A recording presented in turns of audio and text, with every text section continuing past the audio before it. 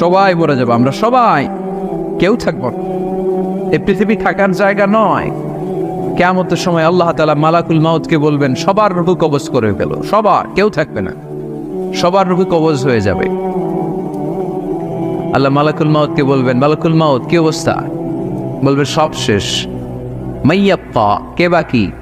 মালাকুল মাউত বলবে জিনেরা বাকি, যাদেরকে দেখা যায় না। আল্লাহ বলবেন জিনদেরকেও শেষ করে ফেলো, রূহ কবজ করো। মালাকুল মাউত আজরাইল জিনদের রূহ কবজ করবে। আল্লাহ এবার জিজ্ঞেস করবে, ইয়া মালাকাল মাউত আখবিরনি মাইয়াপ্পা, এবার বলো আর কে বাকি? মালাকুল মাউত বলবে, আল্লাহ মানুষগুলো সব শেষ, জিনগুলাও শেষ, এবার বাকি ইবলিস শয়তান। কে বাকি? ইবলিসও শেষ করো, ইবলিসও শেষ। আল্লাহ আবার জিজ্ঞেস করবেন, ইয়া মালাকাল মাউতি মাইয়াপ্পা, আর কে বেঁচে আছে বলো?